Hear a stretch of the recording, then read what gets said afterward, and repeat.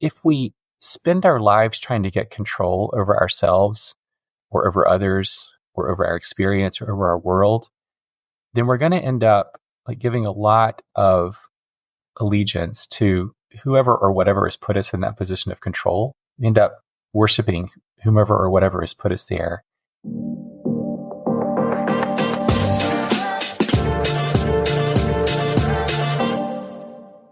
Welcome back. I'm with the brilliant Dr. Warren Kinghorn. He's a psychiatrist and theologian at Duke University. He brings faith and mental health together in a perfect way for our emotional health series. We are going to unpack what it really means to thrive in life, and no, it's not all rainbows and sunshine all the time. We're going to talk about the one thing that we all deal with, but we almost never talk about, and how the church can do a better job supporting our emotional health. It's honest, it's insightful, it's full of hope. He is absolutely brilliant, and I think you're going to love it. Without further ado, here's Dr. Warren Kinghorn. I am so excited to have you on the show. Tell me first, what does human flourishing really mean to you, and how does it differ from just being happy or successful?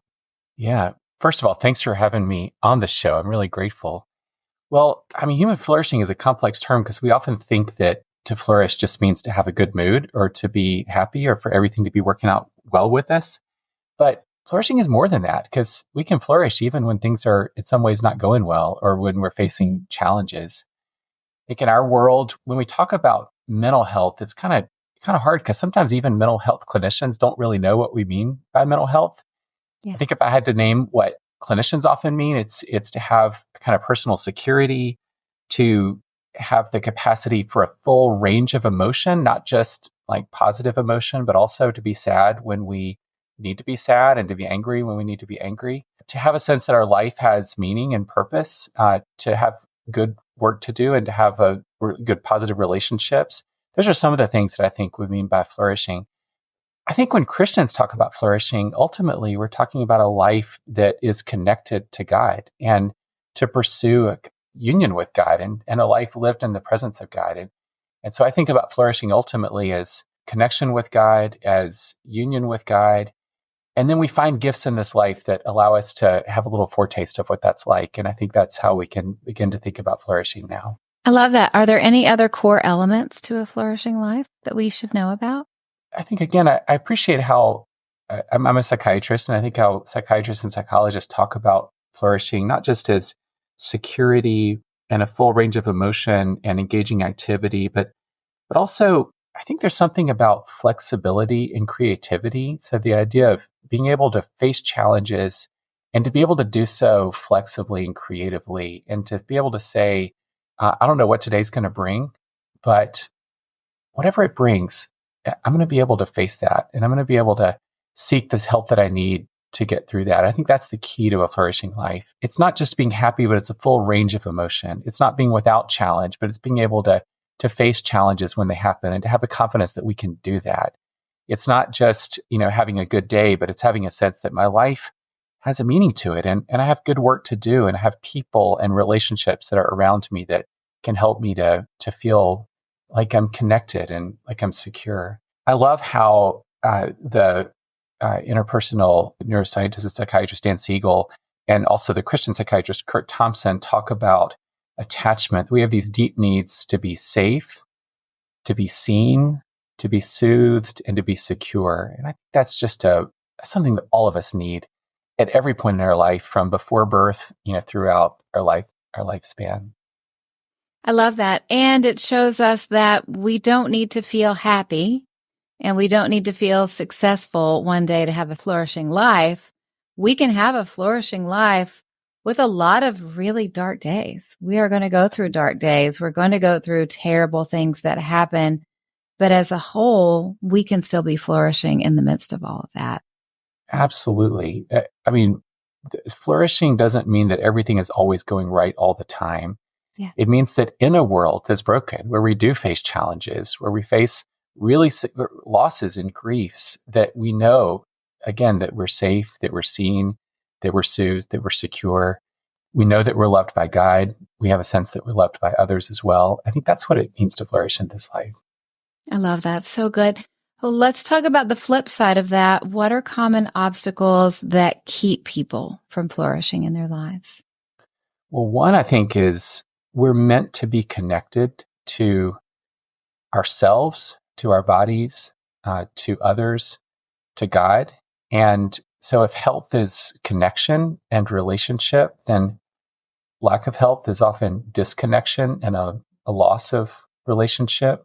It's important to know that flourishing isn't just a matter of our own mindset. It does matter, like what's happening in our lives. So if someone's in the middle of an abusive relationship, or if they're in a situation, as many of my patients are, where they don't have access to safe and stable housing, or they're in a neighborhood that's full of violence, we can find elements of flourishing there, but I long for them to be in conditions of safety and to have the basic things that we need as human beings.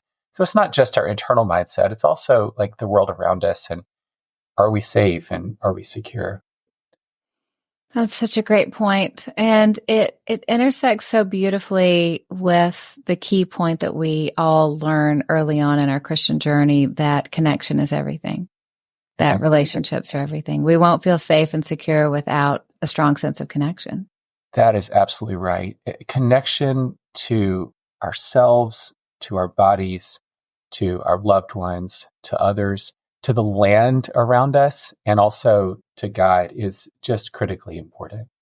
That's right. We're in the middle on my team of building an app that we're going to release later this year, and it's emotional health. I have a team of psychologists and counselors that are helping speak into the project. And one of the key things that we're putting in for women to have in the middle of a busy day, or when they get stressed and when things feel hard, is body scans, and just to help women be able to stop and just take a couple of minutes for themselves and know what's going on in their body, and know that they're in the moment. They're not a month from now when they're worried, or they're not a month ago when something was hurtful. And just to help get us on a quick check-in that we're in the moment, we're okay, and to get in touch with how we're actually feeling. Because one thing that I learned through the years is I had no idea how I was feeling most of the time. I had to learn to get in touch with how my body was feeling. And that self-awareness was a game changer for me. I'm sure you do a lot of that work with your patients. It's critical for women. It's critical for men. It's critical for all of us to actually be able to inhabit our bodies and to know that our bodies are good. They're created good by God. They're who we are, and to be able to like befriend our bodies, to know that our bodies are not our enemy, but our friend. There's a album that just came out that I personally wasn't involved with, but that I love from the collaborative Porter's Gate, called Sanctuary Songs. They produced it. These are a group of songs about mental health that are done in collaboration with Sanctuary Mental Health Ministries out of Vancouver. And there's a lovely song on that album called Centering Prayer. And the kind of key theme of the song is, I want to be where my feet are. And it's that capacity to actually just be able to be. And there's another line in that song that says, as a prayer, the ground below me is how you hold me. And I've tried to kind of step into that. Like, what does it mean, even as I'm just standing, sitting, to know that like the very ground that's holding me is a way that God is holding me also. It's really beautiful. It's really beautiful. You talk about how we are more like wayfarers on a journey. Yeah. Would you share more about that concept? I mean, the Christian gospel, I think there's four things that I would say are just centrally important about being human that really matter for mental health. And the first thing is that the deepest truth about who we are is that God knows us and loves us. That there's nothing about us that's more true or more real than that. No symptom, no diagnosis, no stigma, nothing. And that love is ours by virtue of being created in God's image, and it's irrevocable. So we come into this world not as kind of alone in the world, but with an essential, irrevocable belovedness that's just ours because God loves us and knows us. So that's the first thing. I think the second thing is that like we're creatures of dust. That's what Genesis affirms. And so, I mean, we're bodies, and our bodies get tired. Our bodies get sick, our bodies age, our bodies get stressed. And so like mental health problems happen in the body, just like all of our lives happen in the body. And so we shouldn't ever be afraid of research or other things that shows how mental health problems happen in the body.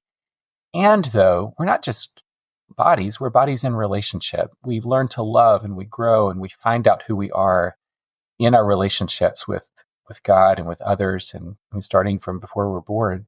So we're loved by God. We're creatures of dust, and yet we're creatures of dust who learn who we are in relationship. And this gets to your question. We find ourselves then on a journey. So Scripture teaches that we're God's creatures. We come from God as our creator. We're on our way to God as our hope and our goal and our joy.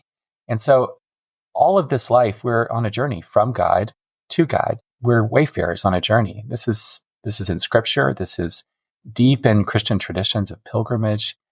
And I find that image of the human as a wayfarer or a pilgrim really helpful for thinking about mental health in Christian perspective, because it takes us away from the idea of the body as a kind of machine that needs to be fixed, where the question is like, I'm feeling this way, what's broken and how can I fix it?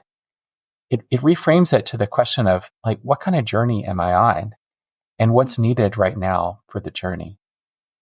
So the key question is not what's broken that needs to be fixed, but what's needed right now for the journey that I'm on? And that might be a medication. It might be a specific kind of psychotherapy. It might be lots of those things, but it also might be like to get out of an abusive relationship, or it might be a supportive community, or it might be access to stable housing. It could be a lot of different things. And I think that broader question is the place to start. That's so good.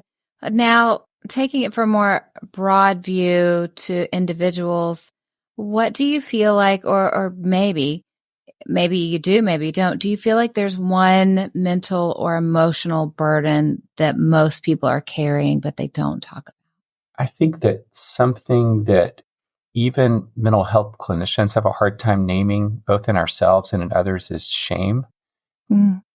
I think about shame along with the way that Brene Brown speaks about it, the way that Kurt Thompson has a beautiful book about this. But shame is this deep-seated emotional experience that I think all of us experience at different times of our life that's correlated with a two-part belief.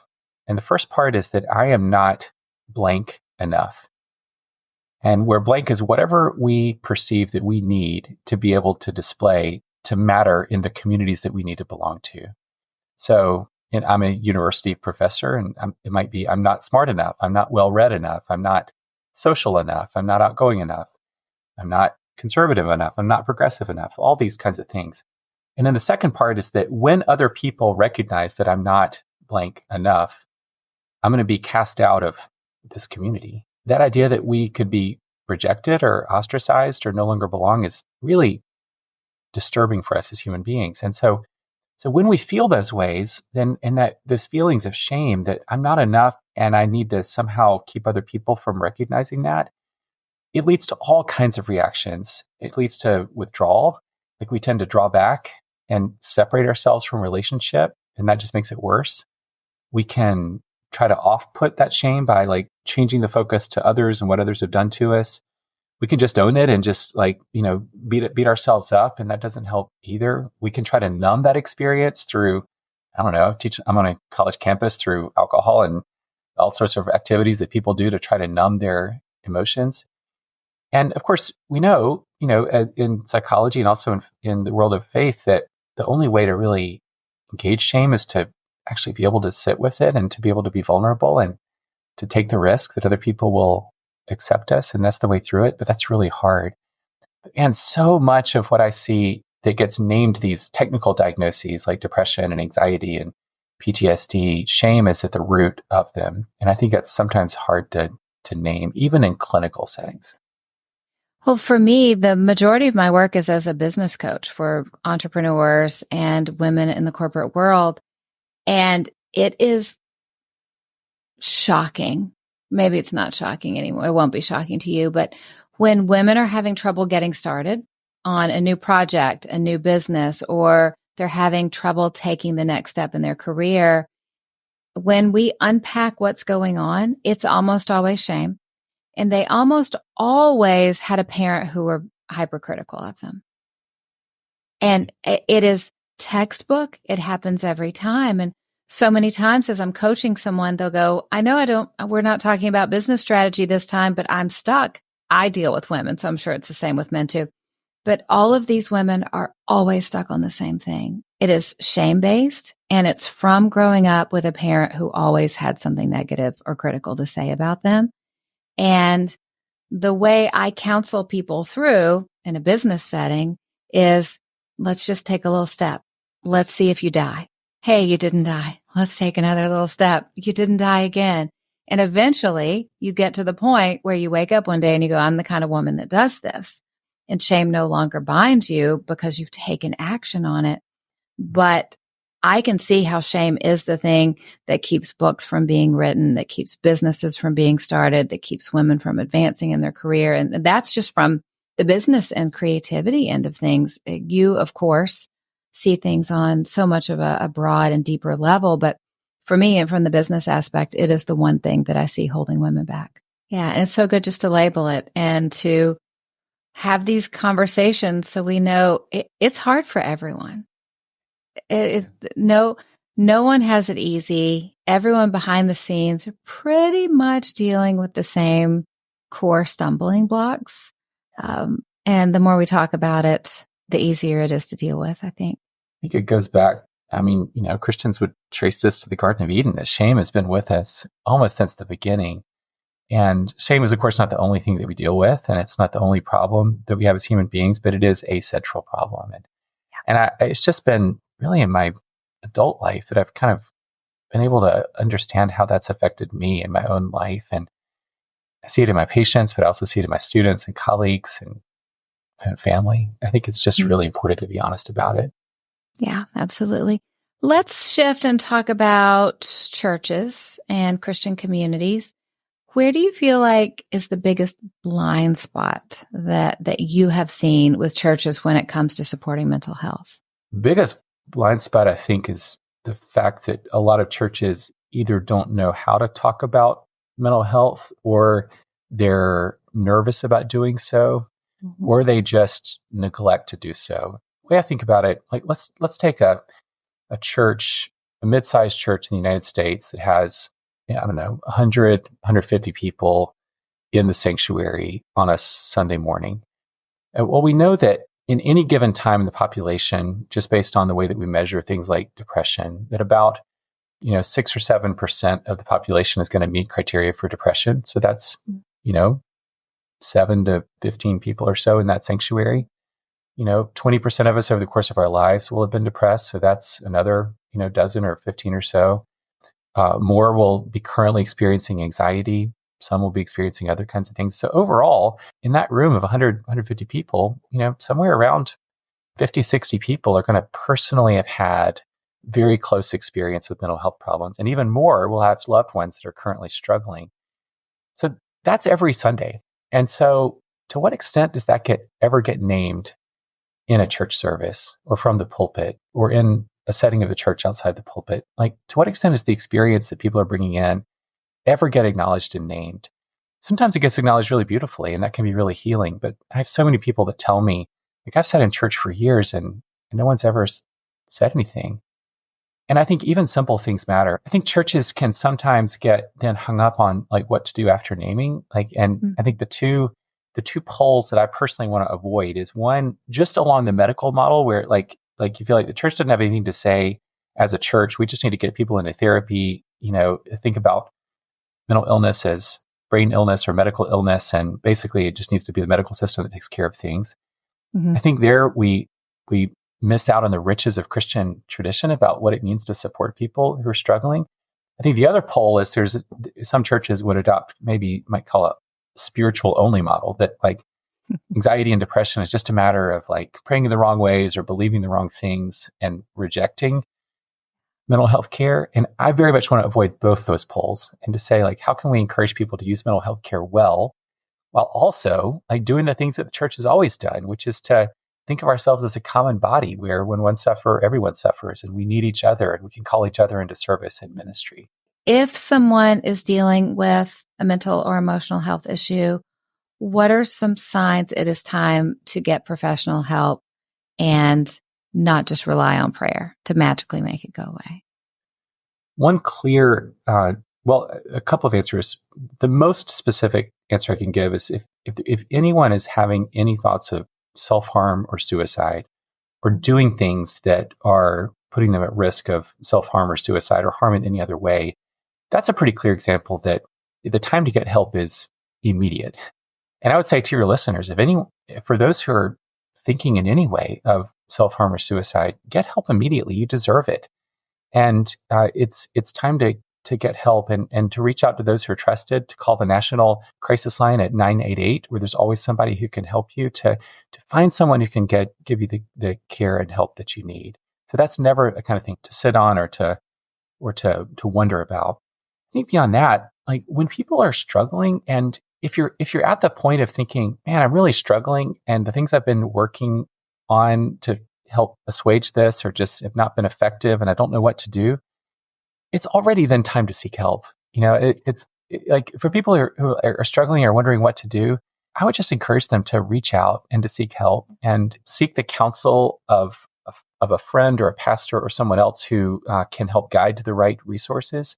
Or if you have access to know who a good counselor or therapist is in the community, to reach out to them. If you have a primary care clinician who knows who to refer to consult with them. I think when we're struggling and the things we've been doing aren't working, then it's time to step it up and to seek help. And I think that's my broadest encouragement. That's fantastic. So with everything we've talked about, human flourishing, shame, the relationship with the church and mental health, is there an important aspect that we haven't covered that you'd love to make sure that people know? One thing that I write about in the book is how so much of mental health care is focused on control. Like that we want to bring our symptoms under control. We want to keep ourselves under control. And control is a good thing. I work with trauma survivors, and so I know how important it is to have basic control over our lives and our bodies and the situations of our lives.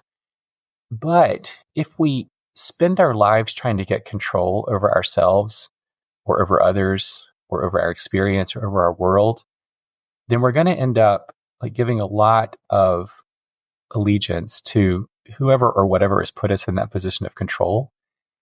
And for Christians, that's pretty much a textbook example of idolatry. When we're like seeking to grasp for control and we end up worshiping whomever or whatever has put us there.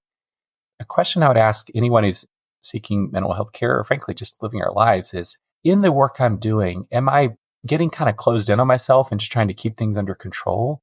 Or am I becoming a deeper lover of God, of others, of myself, of the world around me? Do we find ourselves opening up in love and wonder and with God praise and rest in God's love? And to the extent that we're doing that, I think that's a pretty good sign that we're on the right track if that's the case. Focus on mental health care shouldn't be just to like keep us working in a system that's itself unhealthy, but to help us to live wisely in the world. And I think we really need not just mental health care, but the church and our faith to help guide us in what that means. That's really beautiful. What a perfect way to end the conversation. That was fantastic. Let's shift. You ready for a few fun questions? Yeah, sure. Okay. You gave us music, which is wonderful. We will link that in the show notes. What about a TV show or a movie that you've enjoyed? My wife and we're kind of slow to watch streamed things, but we're almost finished with all the available seasons of Ted Lasso. And I have to say, it's been so much fun to watch it because of the complexity of the characters and the way in which like there's a focus on this show of like what it means to love people for the complex people that they are, the complex experiences that they have. And I have to say that really encourages me. Yeah, that's a great one. What about a book that you've been recommending?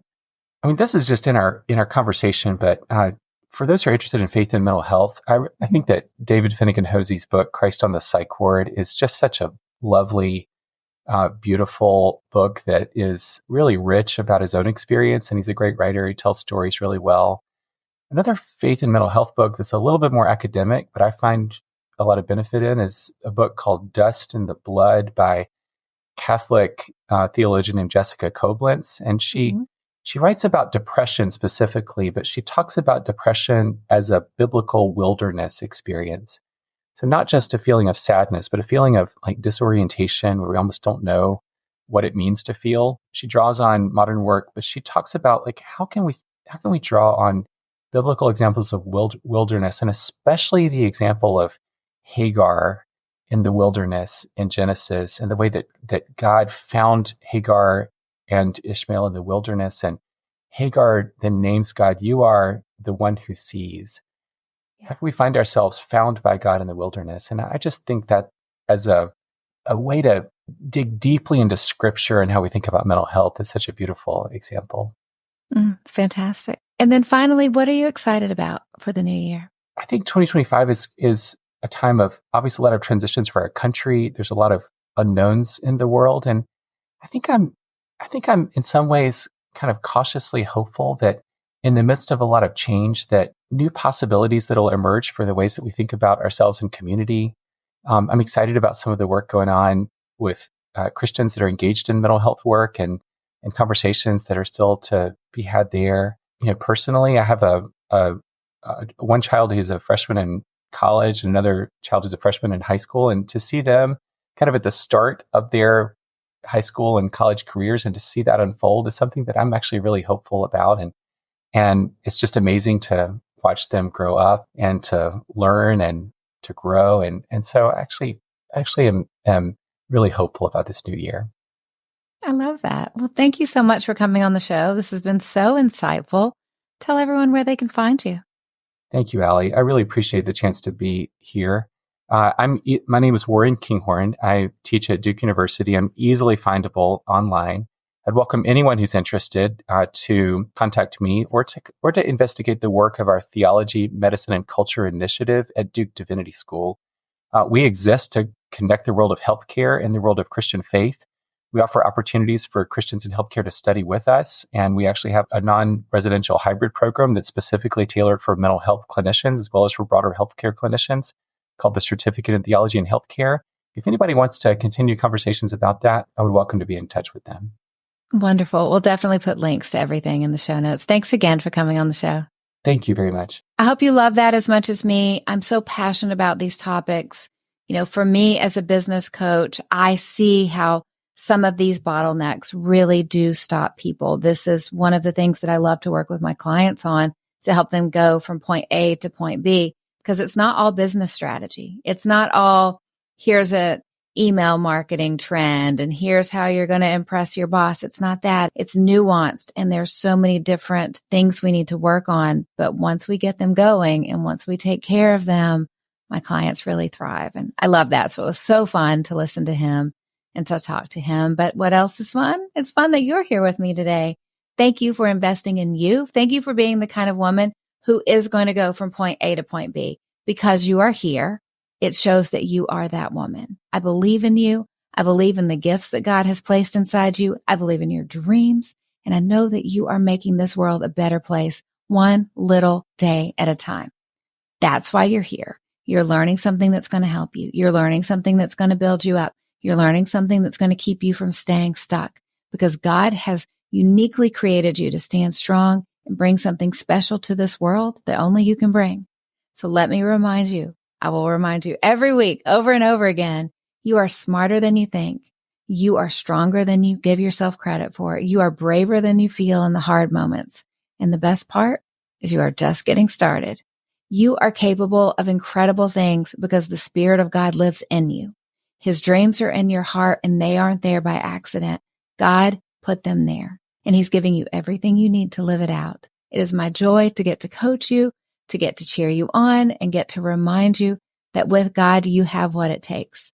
So keep stepping up, keep showing up, and keep loving well, because you know the truth. You cannot break a woman who gets her strength from God. I hope you have a great day, and I'll be back soon. Where was I going with that? That was fantastic. And cut. We're good. We're so good. We're great.